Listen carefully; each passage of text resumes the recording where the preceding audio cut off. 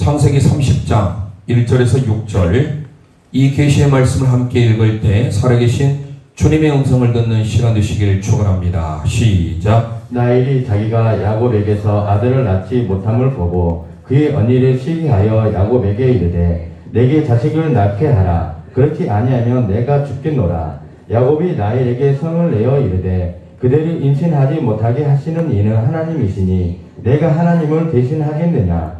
라헬이 이르되 내 여종 비아에게로 들어가라. 그가 아들을 낳아 내 무릎에 두리니 그러면 나도 그로 말미암아 자식을 얻겠노라 하고 그의 시녀 비아를 남편에게 아내로 주매 야곱이 그에게로 들어가더니 빌하가 임신하여 야곱에게 아들을 낳은지라. 라헬이 이르되 하나님이 내 억울함을 푸시려고 내 호소를 들으사 내게 아들을 주셨다 하고 이로 말미암아 그의 이름을 단이라 하였으며. 아멘. 아멘.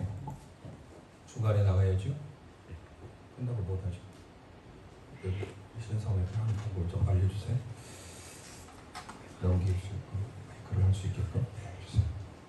자, 오늘 이제 이스라엘의 12지파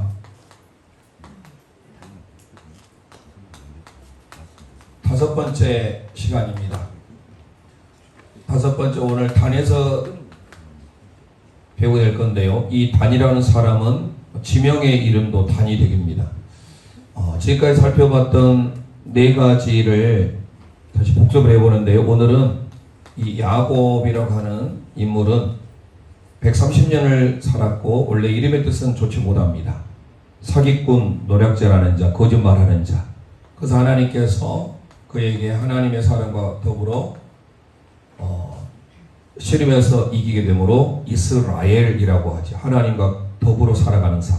하나님과 겨루어 이겼다. 지금 저희는 호세아 하고 있는데 호세아에는 이스르엘입니다. 이스르엘은 하나님께서 흩어버리신다라는 뜻이에요. 호세아의 첫 번째 장남이죠. 두 번째는 딸 로루하마, 긍휼함을 얻지 못했다. 세 번째 아들이죠. 로암미, 나의 백성이 아니다.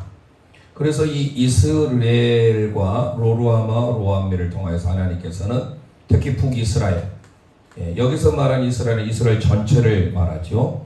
이 호세에서는 북이스라엘, 이 북이스라엘이 다른 말로 이제 수도는 사마리아인데 에브라임이라는 애칭을 씁니다. 에브라임이 어떻게 나왔는지를 살펴보겠습니다. 자, 야곱은 원래 하나님이 원하시는 것은 일부일처제지요. 한 남자가 부모를 떠나 한 여자를 만나는 것. 그런데 이제 잘 아시다시피 야곱은 라반의 딸이 2명 있었는데 동생을 좋아했습니다. 그런데 그의 장인어른 될 사람이 레아를 첫날 밤 넣어주게 돼가지고 부득이하게 7년을 더 일해서 14년, 그리고 또 6년을 라반의 약물을 위해서 20년을 수고하게 되죠. 자, 오늘은 이제 순서대로 한번 제가 먼저 적어보면요. 루벤을 낳죠. 루벤. 두 번째 시몬을 낳습니다. 세 번째가 레위이죠. 레이지파. 네 번째가 유다죠. 이 유다는 영적인 장자의 계보. 그래서 마지막에 제가 살펴본다라고 했습니다. 다섯 번째 오늘 우리가 살펴보기를 단이에요. 그리고 여섯 번째가 납달리, 일곱 번째가 가시입니다. 여덟 번째가 아셀, 아홉 번째가 크게 썼네요. 이사갈, 열 번째가 스불론, 11번째가 우리가 잘 아는 요셉입니다. 요셉. 그리고 마지막 12번째가 베냐민. 이게 이제 순서대로 이렇게 정해지는데요. 이 아내는 원래 2명인데 그 시녀, 종을 한 명씩 보태서 야곱은 이제 공식적으로 4명의 부인이 되게 되는데요. 첫 번째 루벤부터 유다까지를 레아가 낳게 됩니다. 레아가. 그리고 하나님께서 레아를 낳은 동안 이 라헬이 아들을 낳은 것으로 인하여서 사실 지금은 이제 좀 많이 바뀌어졌지만 결혼하면 당연히 자녀가 있었는데 자녀가 없다고 하는 것은 비극적인 일이죠. 당시 고대 근동 지역에 있어서는요, 아들이 없으면 소박을 당할 수밖에 없었겠죠. 아무리 얼굴이 미모가 출중하다 해도. 그래서 라헬이 아직까지 태문을 열지 하나님의 원하심으로 그의 몸종을 원합니다. 그의 몸종이 바로 빌하예요. 이 빌하는 라헬의 몸종이에요. 라헬. 그래서 빌하를 통해서 오늘 살펴보게 된 단을 낳게 돼요. 내 억울함을 하나님이 푸셨다. 딘에서 써 단. 이게 억울함을 풀다라는 심판하다, 판단하다, 이게 전부 다 단이에요. 억울함을 풀었다. 이게 똑같은 말이죠. 납달리 이제 경쟁, 하나님께서 드디어 경쟁에서 이기게 되죠. 경쟁의 지질세라 갓과 아셀을 또 이 레아의 몸종인 실바를 통하여서 낳게 되는 거예요. 실바. 이거는 레아의 몸종입니다. 둘씩을 낳아요. 몸종들은. 그러고 난 다음에 다시 레아의 태문을 열어줘요. 이 이사갈과 수볼론이 바로 레아가 낳게 됩니다. 그래서 레아가 낳게 된 자녀가 아들 6이에요. 수볼론 다음에 딸 하나를 낳지요. 이 딸 디나라고 하는 딸입니다. 마지막 하나님께서 사랑하는 라헬을 긍휼을 베풀어 주셔서 우리가 잘 아는 요셉과 베냐민을 라헬이 낳게 됩니다. 자, 그래서 야곱의 12아들입니다. 총 자녀 13명이에요. 12명의 아들과 1명의 딸인데요. 우리가 루벤, 시몬, 레이는 지파에 들어가지 않아요. 시몬과 레이, 시몬은 잊혀진 지파였죠. 왜냐하면 세겜의 그 하몰의 주장의 그 족속들의 남자를 다 잔해하게 죽여버립니다. 그래서 시몬은 잊혀진 지파가 됐다라고 말씀드렸죠. 그리고 레이도 흩어집니다. 하지만 먼 훗날 비느하스, 레이 지파의 비느하스가 그나 하나님의 의로운 제사장이 되게 됨으로써 흩어지지만 이스라엘 12지역 전체의 제사장 레인의 역할을 하게 되죠. 유다를 살펴보려고 했더니 유다는 가장 핵심이기 때문에 마지막에 살펴보려고 합니다. 그래서 레아를 통해서 루벤, 시몬 찾아봤고 지난 시간에 이삭을 스불론까지 한 거예요. 자, 그 다음에 이제 고민을 하다가 생각해 보니까 차라리 이 순서대로 가는 것이 더 확실하게 알 수 있겠다 싶어가지고 저희들이 첫 번째 등에 루벤을 했죠. 두 번째 시몬을 했죠. 그리고 레이는 지파가 레이 지파라고는 하지 않습니다. 12지파에 들어가지 않아요. 그리고 이제 유다 지파 마지막 하려고 하니까 이사가를 2주 전에 했고요. 스볼론을 지난주 했습니다. 자, 그 다음에 이제 단 납달리, 오늘 이제 5번째 시간 단을 하고 다음 주에 납달리를 하고 그 다음에 가스라고 아셀을 하게 될 겁니다. 그리고 요셉은 요셉 지파라고 사실 하지 않아요. 이스라엘 12지파는. 요셉은 이 루벤이 장자의 명분을 박탈당하죠. 아비의 친성을 더럽혀서. 그러니까 시몬에게 왔어요. 이 시몬도 잔해하는 기계, 폭력의 도구로서 장자권을 박탈하게 됩니다. 당연히 레이도 마찬가지로 시몬과 레이가 형제였잖아요. 그래서 그 폭력의 도구로 쓰다 보니까 자연스럽게 유다에게로 오는 것이죠. 하지만 영적인 장자지만 실질적인 장자의 계보는 누구한테 가냐면 요셉에게 갑니다. 요셉이 두 아들을 낳게 됩니다. 하나는 므낫세. 하나님이 나의 모든 과거를 잊어버리게 하셨다. 그 다음에 또 하나 차자를 낳습니다. 둘째를 이 에브라임이. 이 에브라임에서 에브라임이 나오잖아요. 이 에브라임 북이스라엘 대표하는 아주 큰 유서 깊은 도시인데 오늘 살펴보겠지만 하나님이 가장 싫어한 게 지금 호세를 하고 있는데 하나님이 왜 호세를 통해서 말씀했죠? 네 글자 뭡니까? 우상숭배죠. 하나님 우상숭배를 가장 싫어해요. 출애굽기 19장 하나님께서 부르시죠. 거룩한 백성으로 세굴라로. 그래서 하나님께서 그들에게 시내산에서 10계명을 줍니다. 그리고 신명기 5장에도 10계명을 줘요. 그 10계명의 첫 번째가 뭐냐? 나 외에 다른 신을 내게 있게 하지 말아라. 내 앞에 나만 보이게 해. 파님이라는 단어 씁니다. 파님, 얼굴. 하나님의 얼굴. 우리가 하나님과 얼굴을 대면해요. 자, 어찌됐든 므낫세, 에브라임, 그리고 베냐민. 이 지파는요. 색깔이 없네요. 자, 지파는 그래서 레이 지파가 빠지니까 11지파가 되잖아요. 그 대신에 요셉 지파로 하지 않는데 오늘 요한계시록 좀 살펴보겠죠. 요한계시록 요셉 지파라고 해요. 그런데 요셉이 낳은 두 아들, 장자에게는 두 몫이 가잖아요. 그래서 므낫세 지파와 에브라임 지파가 들어가서 총 12지파가 돼요. 루벤, 시므온, 유다, 단, 납달리, 갓, 아셀, 이사갈, 스불론, 므낫세, 에브라임, 베냐민 지파까지 하면 12개 지파가 됩니다. 이해되시죠? 자, 그래서 우리는 이스라엘 12지파 가운데 오늘 5번째 단에 대해서 배우는데, 이 단이라고 하는 인물은 라헬의 시녀가 낳은 아들인데요.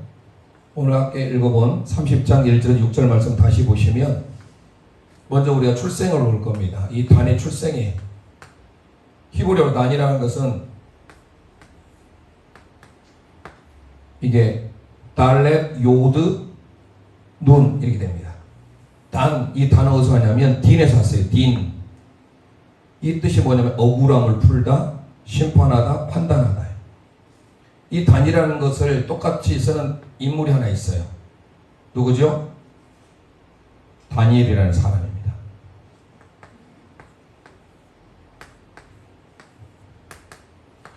다니엘, 엘이라는 것은 전능하신 하나님이죠. 단, 심판자. 하나님은 나의 심판자라는 뜻이에요. 그래서 단과 다니엘은 같은 뜻이에요. 하나님은 나의 심판자. 긍정의 의미로 써서는 참 좋은 의미죠. 심판, 여러분 심판할 때 심판하러 오시리라. 심판은 긍정의 의미가 있지만 부정의 의미도 있습니다. 주로 부정의 의미를 많이 쓰죠. 그러면 오늘 단은 긍정의 의미로서 쓰면 심판이, 하나님이 나의 심판자가 되니까 결국 우리는 뭐예요? 승리할 수 있겠죠. 승리 또는 정복할 수 있겠는데 이렇게 살질 못해요. 패망하게 됩니다.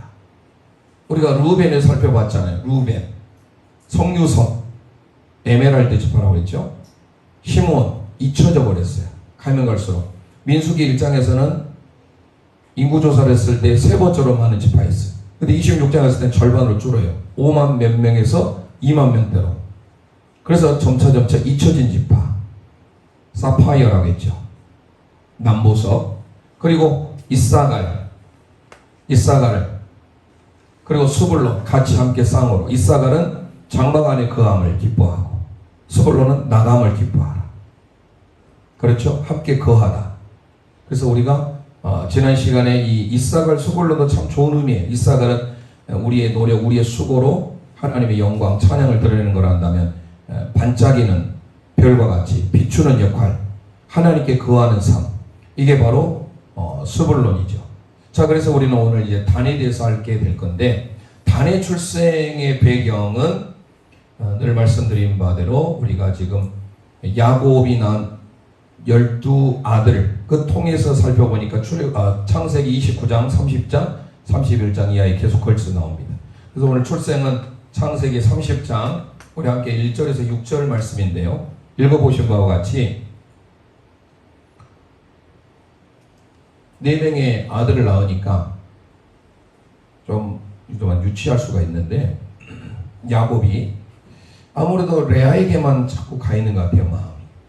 그래가지고 라헬이 인간적인 방법이지만 자녀가 없다 보니 자기의 몸종을 들어보내줍니다.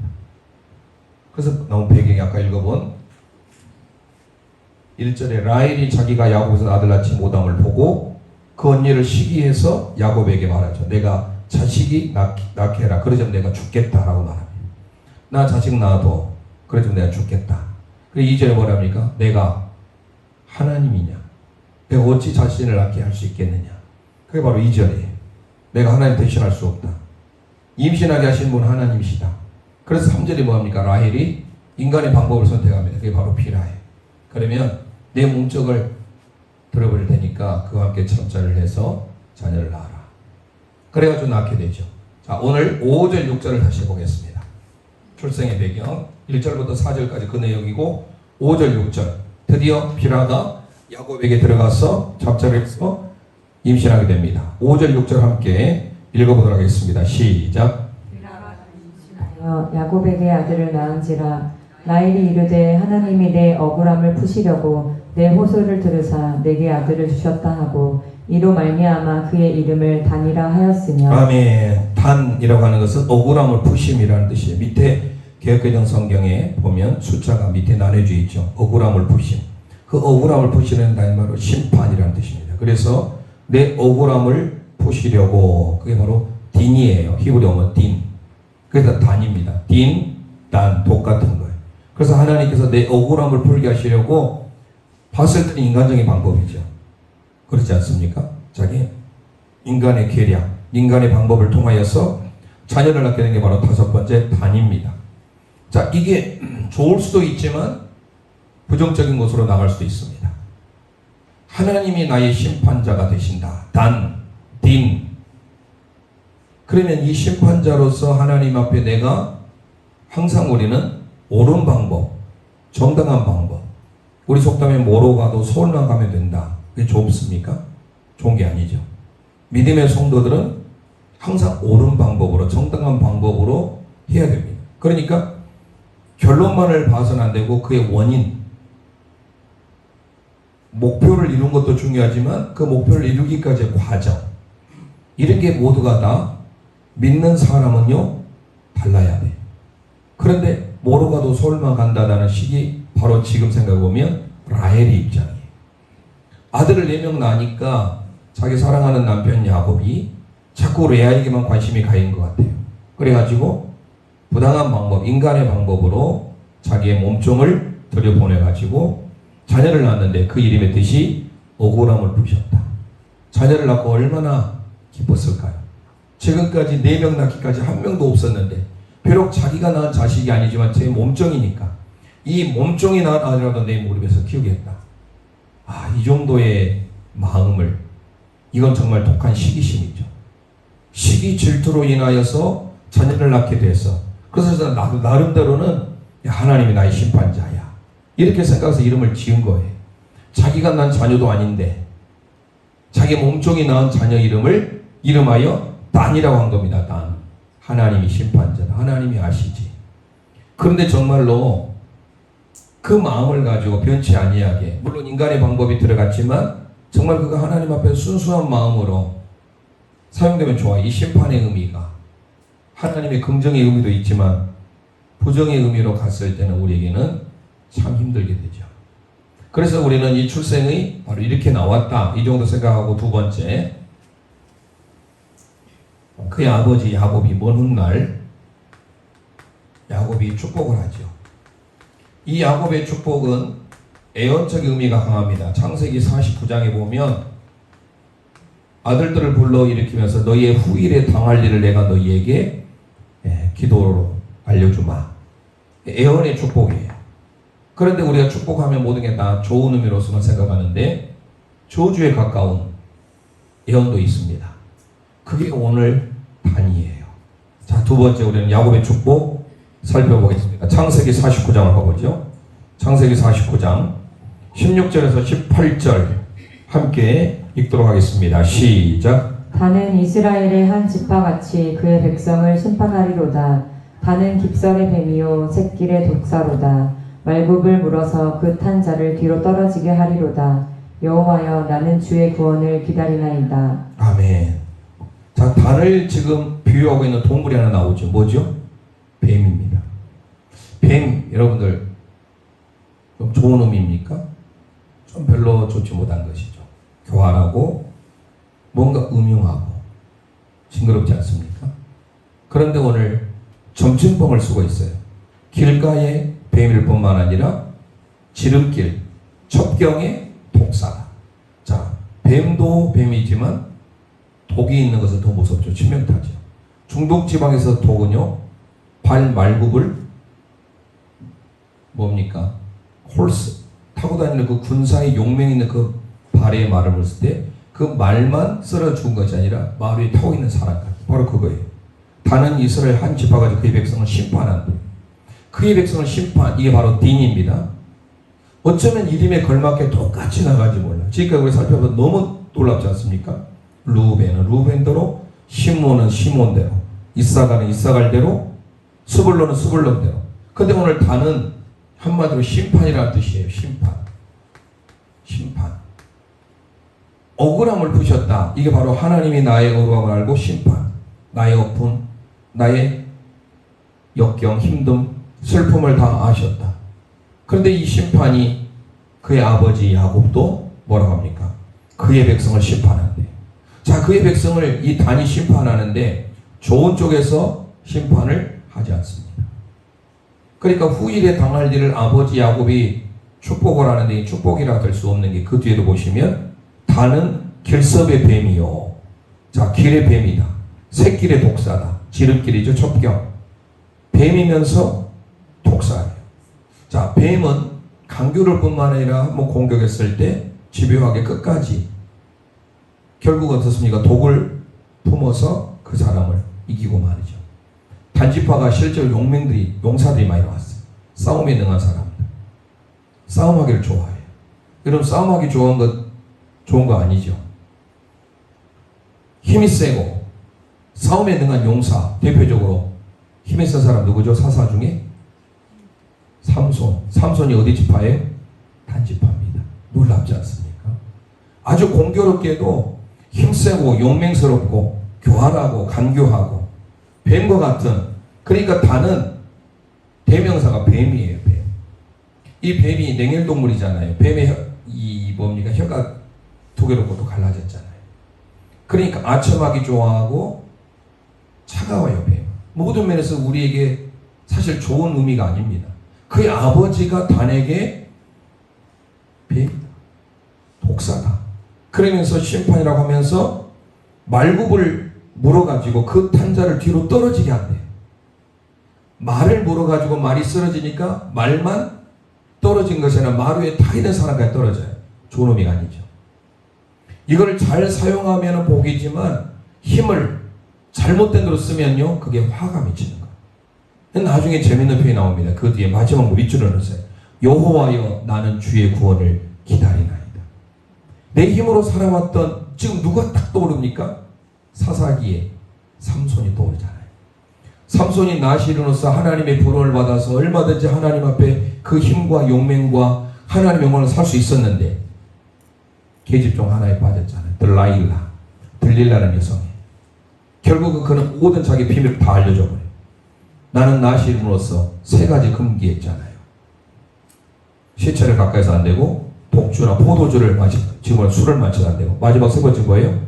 머리카락을 잘라서 안 되는데 계속 거짓말을 해도 이 어리석은 이 여자의 치마폭에 빠지면요, 나를 이렇게 비밀을 캐물어가지고 뭐 머리카락을 닦거나 뭐 하면 다 힘이 있어서 다 부러뜨렸는데, 그러면 못 믿어야 되잖아요. 아, 이런 여인 어디 있어?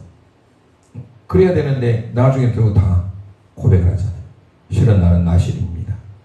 내 머리카락을 자르면 나의 힘이 다 빠집니다. 정말로 다 빠지죠. 마지막에 그가 이 뭡니까? 연자맷돌을 돌리잖아요. 그 궁궐에, 블레셋에 있는 궁궐에 3,000명이 있는데 모르지 않습니까?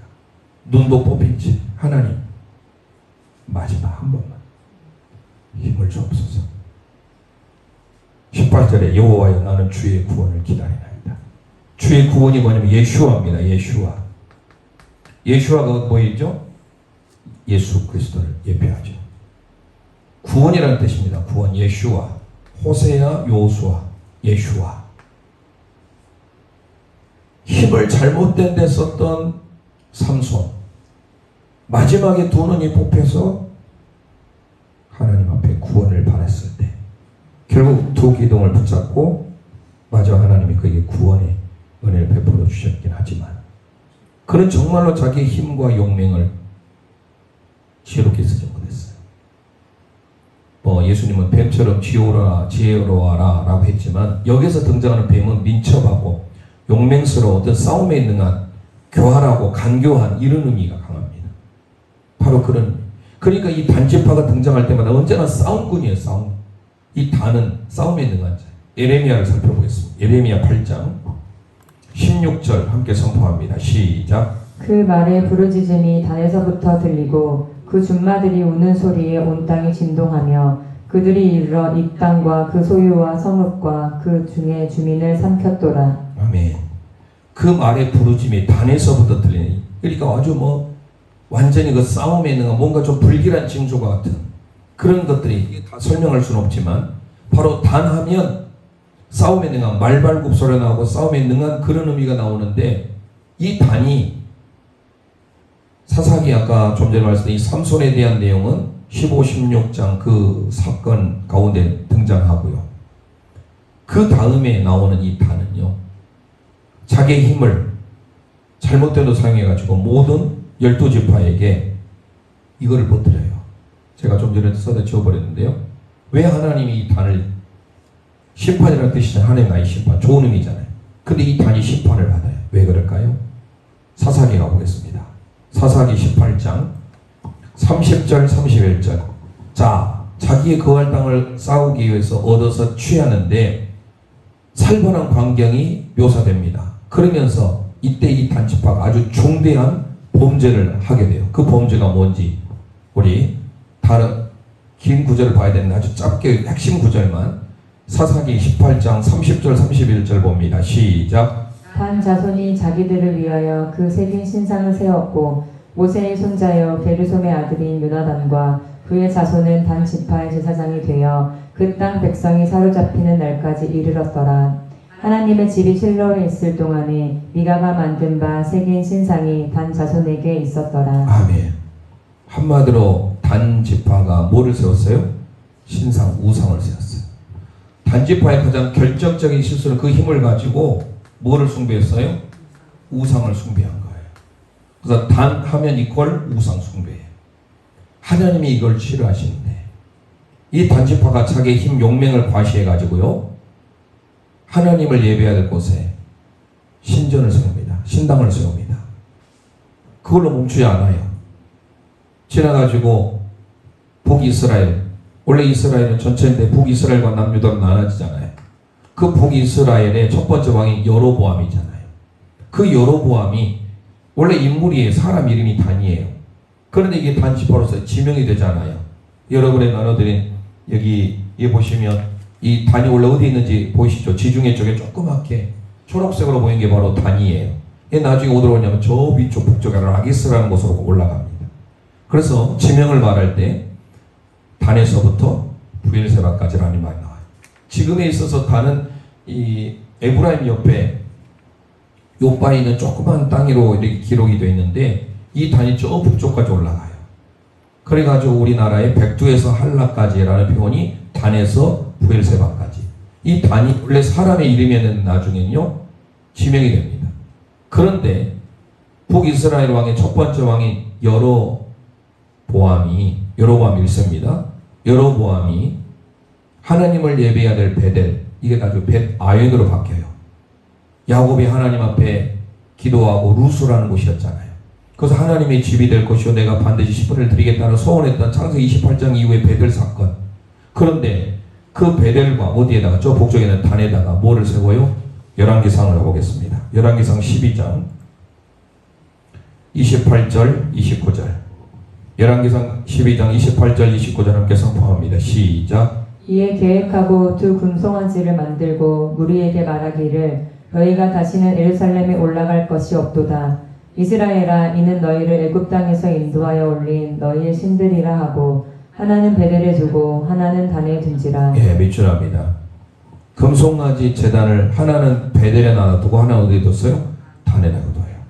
그러니까 원래 인물이었던 이 단이 그는 얼마든지 자기의 용맹으로 싸움에 능한 자로서 귀하게 쓰임받을 수 있는데 하나님이 그의 심판자로서 분명히 역사할 수 있는데 잘못된 것으로 뱀과 같이 교활하고 간교하게 용맹스러움을 다른 곳에 씁니다.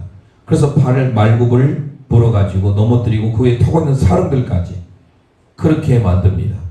나중에 내가 여호와의 구원을 바랍니다 라고 할 정도로 그것을 그의 아버지 야곱이 복을 내려줍니다. 이거 참 복이라고 하지만 마지막 구절, 내가 주의 구원을 바라나이다. 완전히 밑바닥이 돼서 어려웠을 때 그때 하나님의 구원을 바랐다. 그래서 좀 전에 말씀드린 딱 누가 떠오릅니까? 단지파 힘센 사람 삼손. 삼손이 하나님 나의 한 번만 구원을 얻게 해주세요. 도와주세요. 자기의 억울함을 풀어달라고 하지만 그래도 마지막 삼손은요 깨닫고 내가 주의 구원을 바라리이다. 그러니까 이 단에게 내린 축복이 완전히 삼손과 오버랩이 되는 거예요. 또 하필 삼손도 단지파 속한 사람이에요. 그러니까 단 하면은 용맹, 힘셈 이 상징인데 그러면서 하나님이 억울함을 풀어줄 수 있는 좋은 의미로서 갈 수 있는 인물인데 사실 라헬이 인간의 방법이었잖아요. 하나님의 뜻을 묻지 않았잖아요. 자기 인간의 계략과 방법으로 남편의 사랑을 얻어보려고 쟁취를 했습니다. 방법이 선하지 못합니다. 하나님이 기쁘신 뜻이 아니었죠. 그게 결국은 그의 아버지 야곱도 이렇게 복을 줍니다. 복이라고 할 수 없을 정도로. 자, 그러면 세 번째, 먼 훗날 모세 선지자가 모세가 축복을 하죠.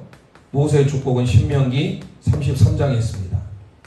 이 신명기 33장도 다른 여기에서 뱀으로 묘사하고 있는데 동일하게 용맹과 힘셈 이걸 상징하는 동물을 하나 예드립니다. 자, 신명기 33장 22절 가보겠습니다. 함께 선포합니다. 시작. 단에 대하여는 일러스되 단은 바산에서 뛰어나오는 사자의 새끼로다. 아멘. 자, 밑줄 할까요? 사자의 새끼. 사자가 히브리어로 아리입니다. 아리. 그리고 뱀은 나쉬. 긍정의 의미로 생각했을 때는 사자지만 부정으로 하면 뱀으로 가는 거예요. 그러니까 이 용맹성, 민첩성, 공격하는 것은 다 동일해요. 아버지 야곱은 뱀과 같다라고 했는데 먼 훗날 모세는 사자의 새끼다. 웅크린 사자의 새끼. 용맹하고 담대하지만 이 사자가 항상 좋은 의미를 쓰는 것은 아닙니다. 중요한 것은 여기에서 지금 뱀과 사자로 묘사되고 있는 이 단 어떻습니까? 그의 용맹을 가지고 파괴하는 쪽으로 나가게 됩니다. 그 힘, 그 권력을 가지고.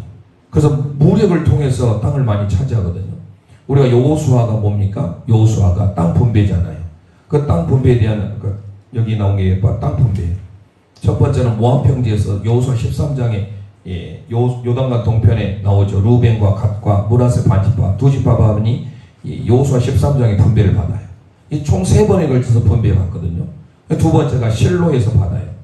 길갈에서 받는데 바로 14장 17절입니다. 여호수아 땅 분배에 대한 그 14장의 17절이 바로 요셉 지파와 에브라임 지파, 므낫세 지파, 힘센 족속이 그러지 않습니까? 유다 지파. 그 다음에 요셉의 두 아들 므낫세와 에브라임. 이 지파가 14, 15, 16, 17장 길갈에서 분배를 해요. 그리고 나머지 7지파가 이제 18장, 19장에 걸쳐서 실로에서 땅 분배를 합니다. 그런데 이 세 번째 땅 분배를 할 때 이 단이 어떻게 하는지 여호수아를 가보겠습니다. 여호수아 19장.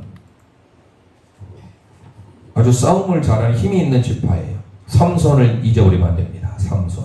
자, 여호수아 19장 47절 48절 함께 읽습니다. 시작. 그런데 단 자손의 경계는 더욱 확장되었으니 이는 단 자손이 올라가서 레셈과 싸워 그것을 점령하여 칼날로 치고 그것을 차지하여 거기 거주하였습니다. 그들의 조상 단의 이름을 따라서 레셈을 단이라 하였더라. 단 자손의 지파가 그 딸린 가족대로 받은 기업은 이 성읍들과 그들의 마음들이었더라. 네. 단지파가 이 구절을 보니까 아주 친절한 아주 장한 싸움에 능한 용맹스러운 그러한 지파입니다. 그런데 가면 갈수록 이 지파가 줄어들고 있어요. 왜 줄어들까? 시므온도 잊혀진 지파였는데요. 먼 훗날 요한계시록에 가보면 14만 4천 하나님의 그 입맞은 자들이 나옵니다. 지금 신천지에서 자기들이 14만 4천이라고 하잖아요. 그래서 일명 무슨 지파 이렇게 막 하죠. 이제 신약에 예수님의 제자들 베드로 지파니 요한 지파니 하는데 원래 그 입맞은 자의 지파는요 구약에 이 이름들이 입맞은 이름이 거론됩니다. 12,000명씩 12지파 해가지고 14만 4천이 됩니다. 우리가 수비학에서 12는 완전수잖아요. 3과 4를 더하면 7이죠. 7도 완전수인데 3과 4를 곱하면 12예요. 3은 하나님의 수지요. 성부, 성자, 성령. 4는 인간의 완전수예요. 동서남북. 그래서 삼각형, 사각형. 이게 참 완전한 조화죠. 곱하면 12예요. 12. 1년은 12달. 연필 한 타스가 12자루. 이 12가 완전수입니다. 모든 게 충만한. 구약의 12지파. 사사시대에 쇼페림이라고 하는 이 사사들도 12사사예요. 온니엘부터 시작해서 그리고 신약의 12제자 12 곱하기 12 144예요. 거기다가 무수히 많은 수 1000을 곱하면 14만 4천이 나옵니다. 그런데 하나님이 정당하게 억울함을 푸셨다라고 한다면 이게 복이 될 것인데 자기 억울함을 정당한 방법 풀지 못해요. 심판으로서 자기의 힘을 과시하고 싸움에 능하면서 이걸 막 함부로 자기의 힘을 소진합니다. 삼손처럼. 결국 어떻게 됩니까? 삼손도 물론 나중에는 좋게 말하면 순교를 했죠. 돈이 뽑혀가지고 함께 거기에서 거기에 있는 모여있는 많은 이방인들과 함께 죽음을 맞이했습니다만은 이 단지파가요 가면 갈수록 말라갑니다. 요한계시록에 7장에 가보면 이 지파가 아예 이름조차 없어요. 근데 우리는 그냥 이름이 있겠다라고 싶은 생각이 드는데 없습니다. 시간을 제가 절약하다 보니까 다 생략해 버렸는데 사실 한번 찾아보세요. 자, 요한계시록 7장 4절 5절만 했는데 그 뒤에 6절 7절까지 쭉 한번 읽어보시면 생각하면서 읽어보세요. 그리고 제가 여기 써놨으니까 여기에 없는 지파가 있고 또 여기에 없는데 기록된 지파가 있어요.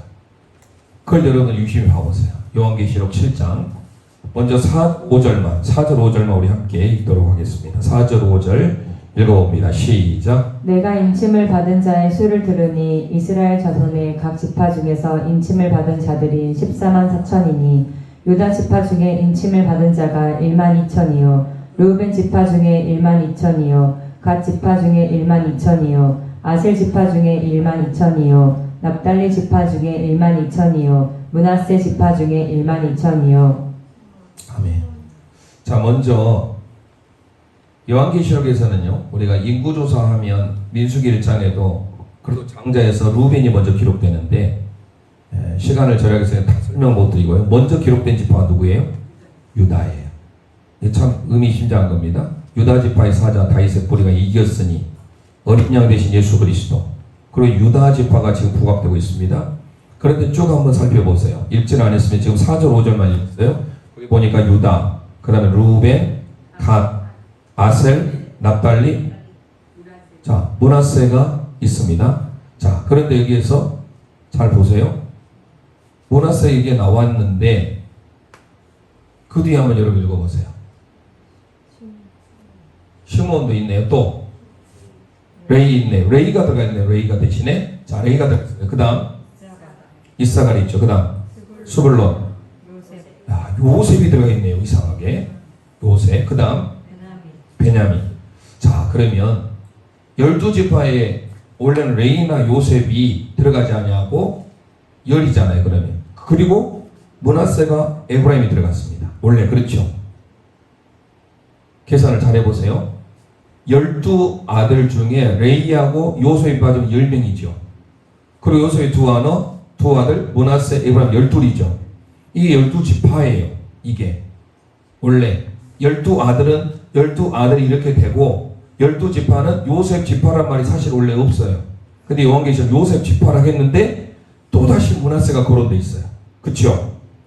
요셉 지파도 있고 므낫세가 있는데 여기에 보니까 뭐가 지금 빠져 있어요?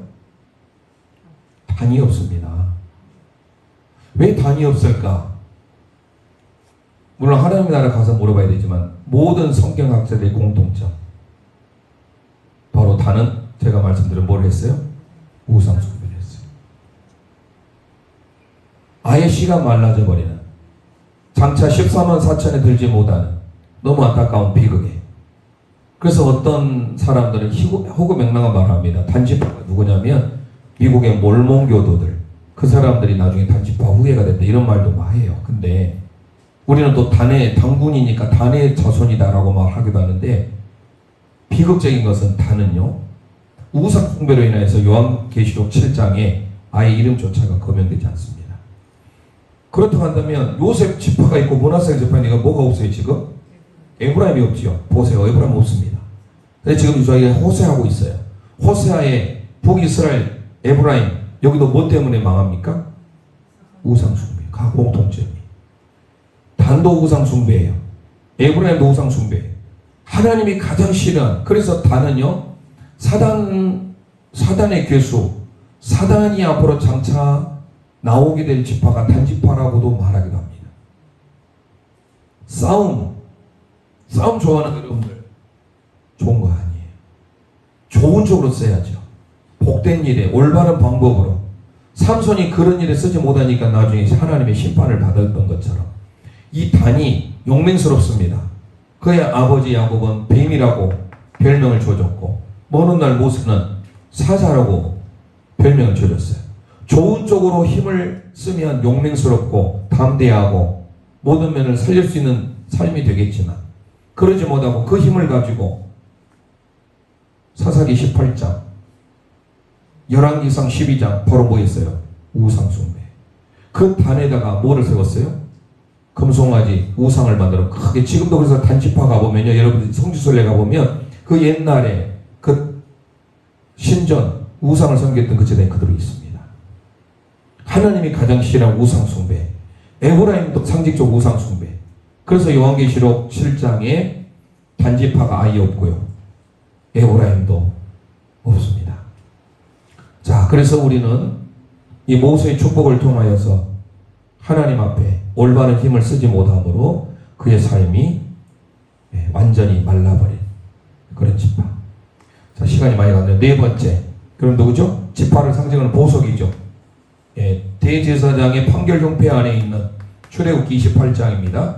자, 출애굽기 28장 15절 그리고 20절 읽겠습니다. 시작. 너는 판결 흉패를 에봇 짜는 방법으로 금실과 청색, 자색, 홍색 실과 가늘게꼰 배실로 정교하게 짜서 만들되 넷째 줄은 녹보석 호마노 벽옥으로 다 금태에 물릴지니. 네, 녹보석 밑줄하면 녹보석 베릴 B-E-R-Y-L 베릴이라는 게 녹보석이 바로 단지파입니다. 이 단지파의 녹보석은요 두 가지 의미를 가지고 있어서 좋은 의미에 있어서 정복자, 승리자의 의미를 가지고 있지만 또 하나의 의미는 뭐일까요?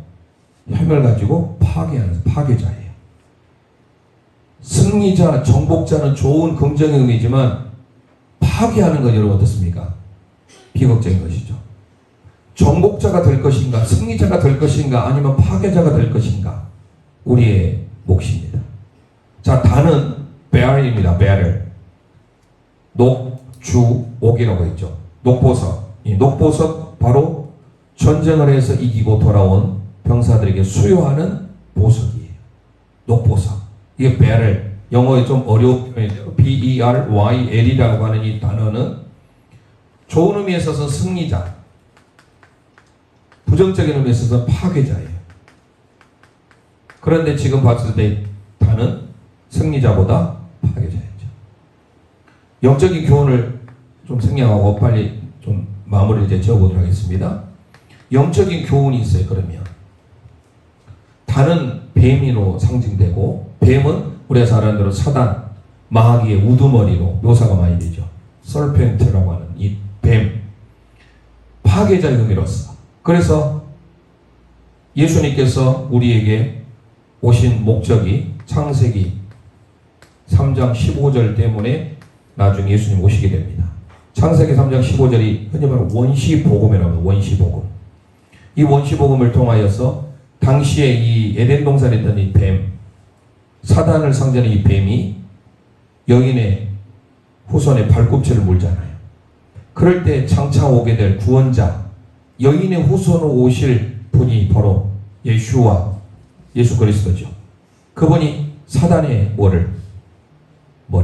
머리통을 완전히 쳐부수는 것이죠.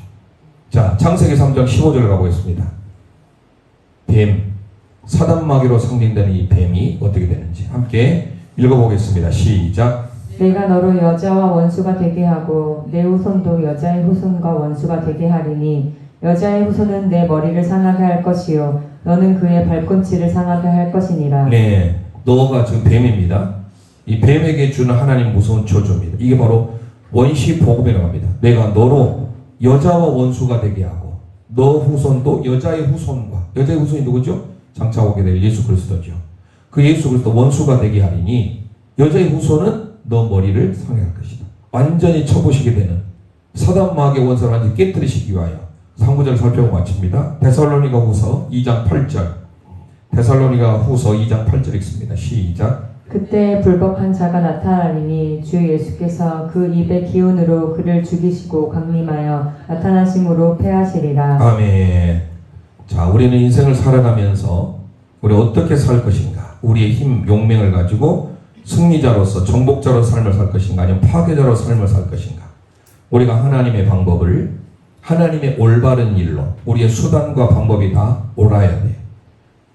첫 출발이 사실 다는 그렇게 좋지 못했어. 인간의 욕심으로, 인간의 방법으로 했던 게 얼마든지 좋은 힘을, 그의 힘을 가지고 용맹을 가지고 좋은 쪽으로 쓸 수 있었음에도 불구하고 그의 힘을 가지고 그는 우상을 숭배하는데 모든 지파를 선동해 가지고 이 사사기 18장 이후에 나온 사건이 나중에 한번 읽어보세요.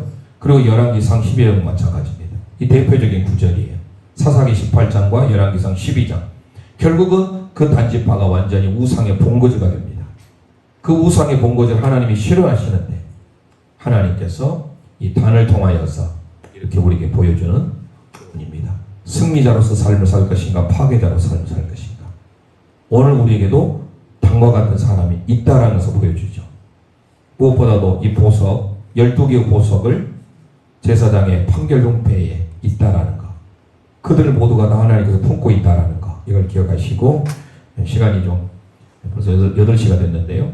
우리가 이 단을 통해서 우리가 다시금 새기고 아무리 목적이 좋아도 수단과 방법도 좋아야 된다. 결과만 보지 말고 우리의 과정도 원인도, 그래서 우리 하나님 앞에 항상 우리가 올바른 길로 갈 수 있도록 힘을 써야 됩니다. 방법적으로 부정하게 되니까 결국은 뭔가는 계속 비틀어지잖아요. 그게 우리에게 주어지는 교훈입니다. 오늘 말씀을 통하여 우리가 하나님께서 우리에게 보여주신 그 길, 생명의 길로 가는 삶이 되길 소망합니다. 함께 찬송 하나 드리고 기도합니다.